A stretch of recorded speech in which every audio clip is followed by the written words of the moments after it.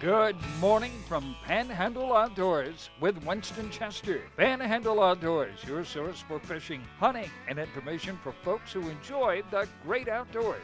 Now sit back, relax. It's Panhandle Outdoors.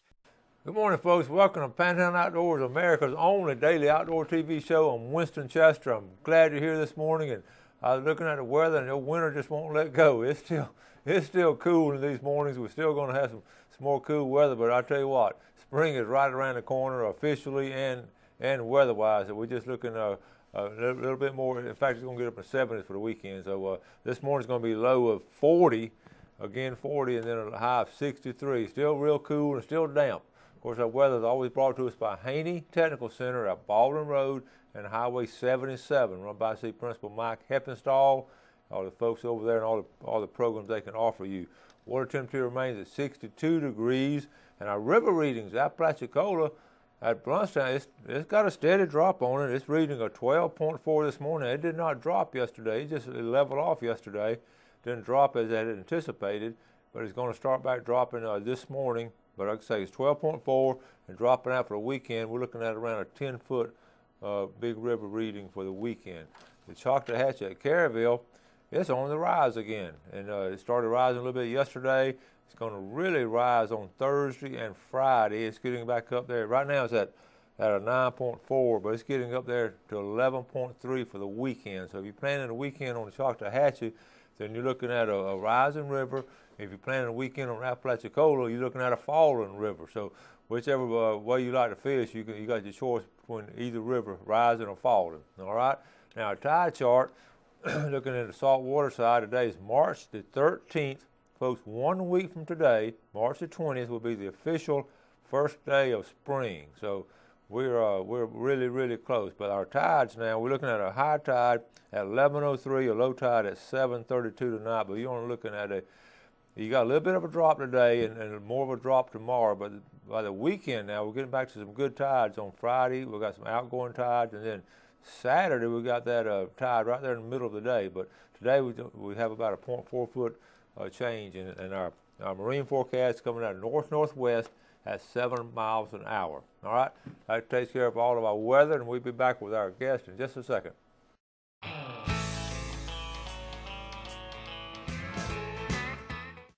All right, welcome back and welcome Ronnie Groom. Morning, buddy. Glad to have you, Ronnie. It's always just an honor to have Ronnie here on the show. He's a big sponsor of Panhandle Outdoors, and more importantly, he's just a good man and a great outdoorsman. We just appreciate you coming on the show. And thank you. I enjoy it. Well, you know, we're right on the verge of turkey season. We just finished youth hunt this weekend. And, right. And what's been the reports? I've heard of a few, but not a lot. But yeah.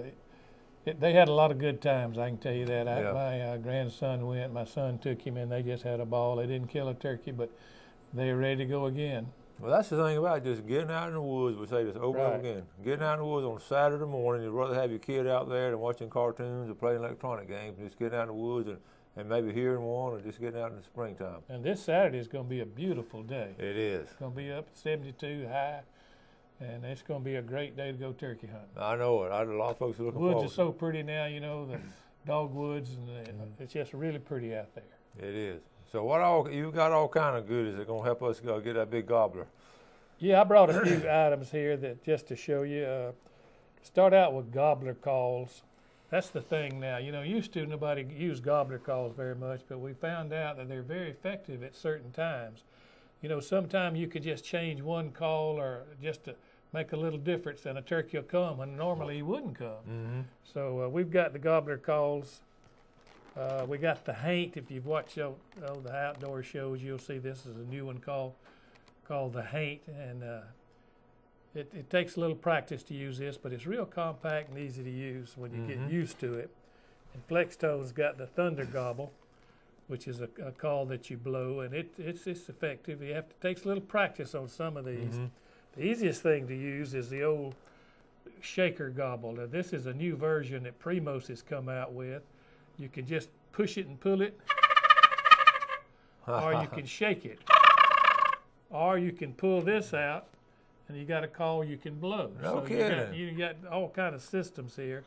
They're really making progress and got some really very realistic calls. Wow, I don't see that one. That's amazing, isn't it? And I guess it's it's waterproof and it lasts a while. Oh yeah, and you Yeah. can plug up the end of it so it doesn't make any noise. Yeah, that is and cool. Carry it with you because you don't want to have a call in there. Shake, you got. Uh-oh. You didn't Well, put it I back might together. I might work on it. Takes just a little bit of practice. Yeah, That is okay. simple and easy to use. Where the ones you below are a little bit harder to use, but All right. they work very well. But the call, that's really they're all kind of important things. But the call, you got to perfect that call because they can tell if it's Yeah, you can need to spook 'em play away. with it, and it's a lot of we've got calls now. You can just push a button and they sound really good. Yeah. And so calling is not as hard as it used to be. We used to use a philodendron leaf or something like Yeah. that, but now we've got calls that do a great job.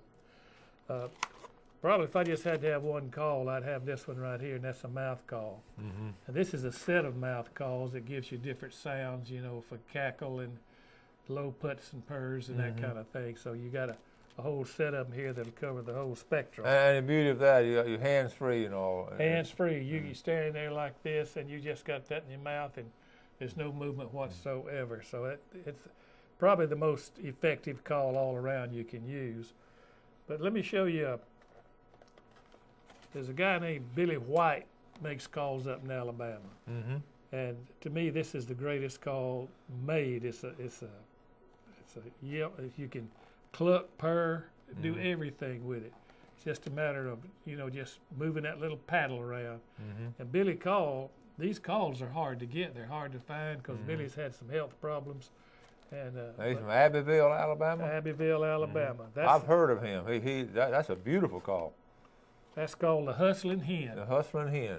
And he also makes a slate call like this. It's got two strikers with it. This gives you two different sounds with two strikers. Okay. And he's my favorite call maker of anybody. How about that? Now, a lot of people just, collect turkey calls from different people. My son's I bet he's got 50. Does he really? Yeah. My nephew has that many. He's got a room. In fact, he's got what I call a turkey room. It's just a whole wall full of turkeys. And Ron's got a glass cabinet that goes all the way, 6 foot high, just all the way down. And that's what. And If you don't turkey hunt, I don't think you understand the passion and dedication it takes, and how people have this passion and dedication for hunting these turkeys. I tell everybody, don't start turkey hunting because it'll get a hold of you. And the good thing about turkey hunting is I can get up in the morning, go turkey hunting, and be at work at 8:30. That's right. Most of it's over. Although you can turkey hunt all day long, it's especially good, after the gobblers and the hens get together early in the morning, and then the hens go off to roost, so that gobbler's out looking again. So up in the morning and afternoon, a lot of times is a very good time to go. I have a cousin up there in Gaston County. In fact, he's got the Florida state record on the biggest buck. Still has it, but he has an enormous collection of turkeys, furs, and he took the majority of his turkey was taken on the way to work. Yeah. Because he would drive. He lived way out in the woods. He knew where he'd stop by in a low spot, pull the truck over, and just listen. And he still had about 30 minutes before work. And he would get one every spring. He'd get some turkeys every spring, just on the way to work. Turkey hunting is really a lot of fun, and it's not that complicated. It mainly involves patience. Yeah. You got to wait, and you got to know the woods that you're hunting in. You can't if you hear a turkey, off 200 or 300 yards, you need to know how to get ahead of him. The old saying is, I'd rather be on turkey hunting. I'd rather be ahead of that son of a gun without a call than behind him with a good call. With a good call, And that's right. If you're familiar with the woods, then eventually you learn where those turkeys are going to go. And that's the secret, is to know all these little tricks. Yeah. Okay. All right, let's take a quick break. We've got some more stuff. We'll come back and show you.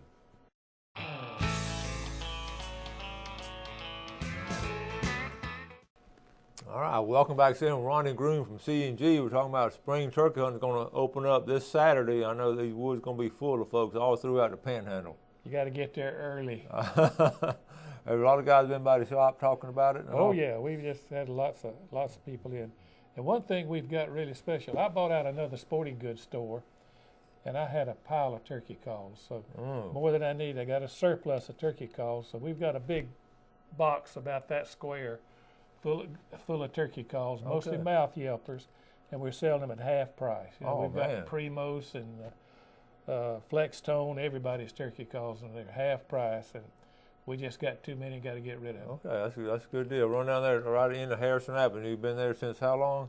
About 65 years. 65 years, and it's still rolling strong. Still going. Yeah, that's good. All right, what else you got there? I know you got a cap or something. What? Yeah, this is a hat for, you can use it deer hunting, turkey hunting, whatever. And the good thing about this is above a cap, it'll shed the water off, not down your neck. It'll shed the water off to the side, and it's got a hood in it, and you can turn it over and put the hood inside here, and just wear it as a regular cap. So it's a nice little hat. Another thing we got that a lot of people need and use, this is camouflage tape that you can put on your gun. You need, if you're going to put a tape on your gun, you need to wipe it down first with WD-40. Dry it off good and put the tape on it, and after the season, take it off. Yes. Don't leave it.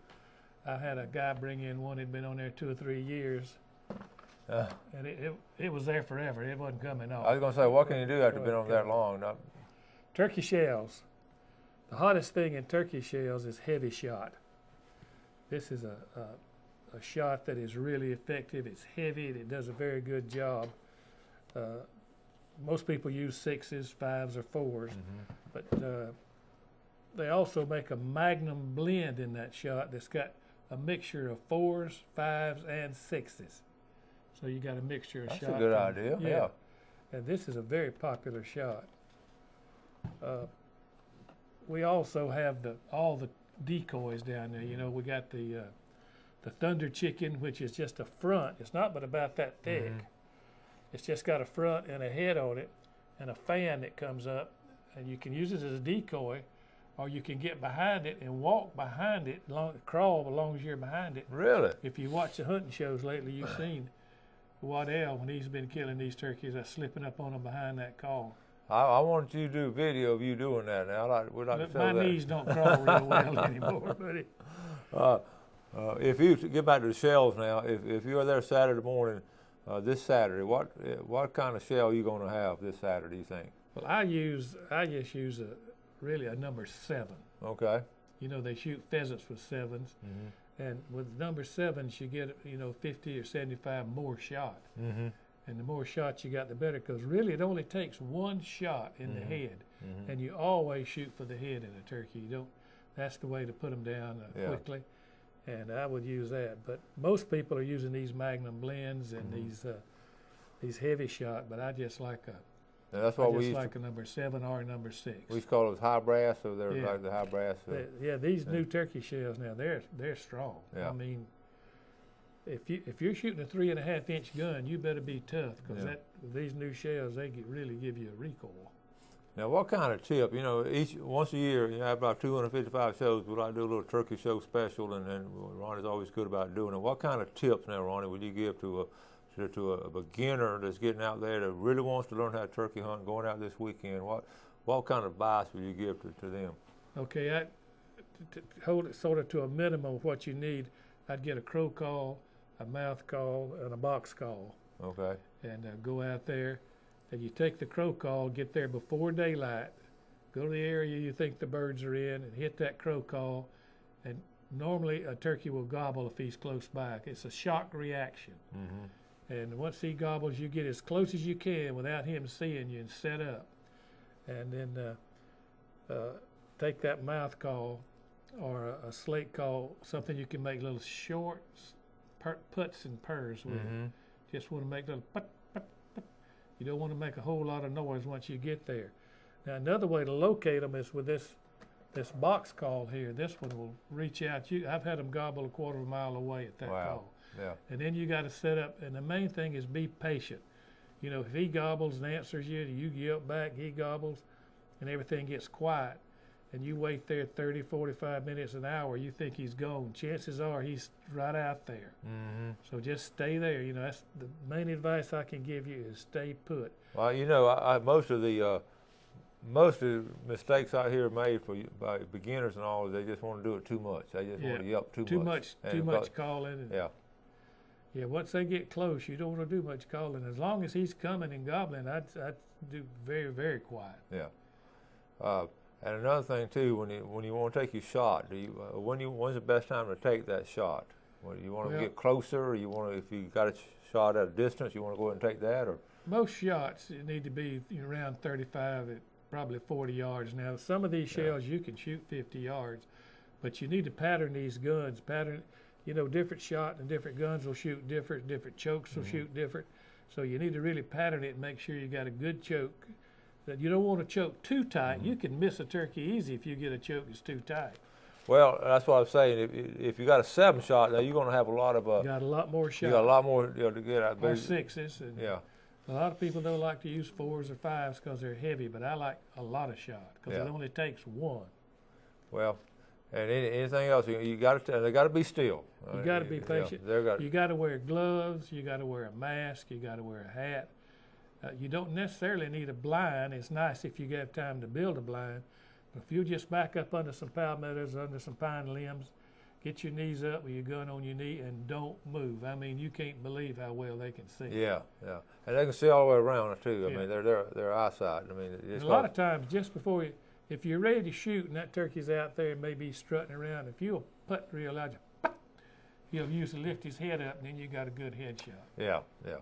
And that's the way to get them. You got to have a headshot. All right. Some good advice from the Turkey Pro here, Ronnie Groom. Let's go ahead and let's look at our game of fish time before we take off this section here. We're brought to us by Mark Cowart at Edgewater Beach Realty, number 832-6000. Give Mark a call. He's a good supporter of Panhandle Outdoors and a good sportsman in his own right. Our time today was this morning at 153 to 353. But this afternoon, we're looking at 217 to 417. 217 to 417 it brought to us. Now let me ask you about after all years of morning hunts. I mean, y'all do afternoon hunts? I do some, but mostly I like to hunt in the morning and I have to go to work.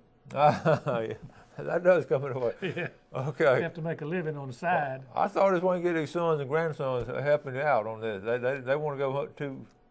Yeah, I love to go. Most of my hunting now is with my son and 2 grandsons and daughter-in-law. We all get together and we just have a great time out there. Yeah, make it a family experience. Yeah, it's great. Let's take our final break and we'll be right back.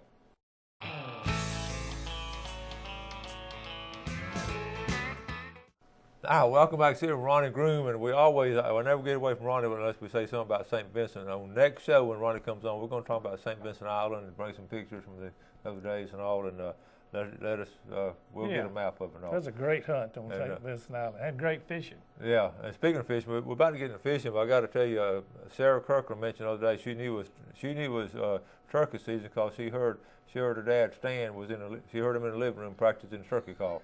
Yeah, I keep one in my pocket, go around. Yeah. Anyway, Stan will be on tomorrow, and we'll be talking about that summer. Let's talk about fishing now. You guys been catching some fish down there? Yeah, fishing's starting to perk up. The water's going down pretty rapidly now, so the fishing's really going to perk up. Yeah. In fresh water and salt water, the specks and your redfish are biting. So we fixed to really get into the fishing season. All right, tell you, take a look at this picture right here. This is from Saturday afternoon. It's one of my students, Daniel Stockcamp here. He's a good fisherman, and he caught these 2 redfish. He and David Bender caught 12 redfish Saturday. They released all, but they kept 1 to eat. But they caught some nice redfish Saturday. Yeah, they're good eating. People don't, I love to eat redfish. We do too. Redfish is good, especially in that slot size from 1827. Yeah. The big ones we're gonna let go back anyway. But I told Daniel and David they should. And these are seniors in my class. I said y'all should enter that redfish tournament. Y'all would have done good because some of those boys struggle in that redfish tournament. That was the Emerald Coast Redfish Club. They're actually out of Gulf Breeze, out of Pensacola. They try to get everybody on the Emerald Coast, and that was their first tournament. Here's their schedule. You may or may not can see this. I don't know. This is they had Panama City March 9th, and they're actually going to Louisiana, but most of them they're going to be in Panama City twice, at Daytona, Destin, Navarre, and all. But if you go to their website, you want to check it out. It's Emerald Coast Redfish Club, and it's nice to have a club in the Panhandle that just join together. Good fellowship, good fun, and just one day of fishing, and it's good to do. Now, like I said, people come down in the store and all. They've been catching some trout and all. Yeah. People have been saltwater fishing has been good, and like I say, the freshwater fishing is fixed to get real good. Yeah, the wind has been, but March has always had wind. We try to tell people we just got to learn to fish around the wind. That's what these boys did Saturday. They got out of the wind. We got all this high water, and everybody's, complaining about fishing's not good because it's so high. But just think about this: the fish are all out in the woods, and they'll be so fat and so good to eat. Right. When that water goes down and they get back in the river and in the sloughs and all. Yeah, this kind of flooding could not have come, it's regular flooding, it happens every year, but it could not come at a better time than February. Right. And then because they're going to come back out in March, Yeah. And in April. And April is going to be a great month for freshwater It's going to be some super fishing. Yeah, this it year. really is. Yeah. So. And this water we got, all this water, it's going to last over. The ground's filling back up with water, so it was really a good thing for all this flood. It really is, and I just been excited about getting all this rain. I know it's been a little cooler at times, but the rain for the water table, like you say, and these sandhill ponds, they hadn't filled up. The big ones hadn't filled back up, but some of these smaller ones. It's a lot better than it was. I can tell you that. I noticed we've been in drought. My property up there in Calhoun County, it's been I had a little swampy area, and for 4 years now, I hadn't had any water in it. Yeah. And now it's got water, just a little stream coming across the road. That's great. I mean, even a week or two after all the rain, it's still doing that. So we got a good rain, recently too. We got a really good rain. Well, listen, Ronnie, we're going to start wrapping things up, and as always, we appreciate you coming on. But one of the best things, I know you tell your folks, the best thing is just get outdoors and enjoy it. It's out there, enjoy it. Yeah. And take the kids out. They don't need to be sitting there playing those games all day long. Take them out and expose them to the great outdoors. And you haven't got to catch a 12-pound bass or 8-point buck every time, or to have a great time. Take your 22 rifle out and shoot I can probably targets. Saturday morning you're gonna have a good time, and you're probably not gonna pull the trigger, are you? No, I'm not even going to take a gun. I'm just taking those kids, and I may help them with a little calling. Well, that's the fun part. I know there'll be a lot of folks out there in the woods. And listen, y'all do be careful out there now. Right, snakes are moving now. Yeah, snakes are moving, and make sure you know what you're shooting at and all, and take your time out there. Right. And enjoy it. Well, we appreciate you coming on, Ronnie, as always. Thank you. Folks, y'all run by C&G Sporting Goods, check them out. Been there 65 years and got a sale going on down there, all that stuff. Yep. Okay? Listen, today now, you be sure and do something good for your fellow man. You have a great day, and God bless. Thanks for joining us for Panhandle Outdoors with Winston Chester. Panhandle Outdoors features hunting, fishing, and other activities and information to help you enjoy the great outdoors. Join us next time for Panhandle Outdoors.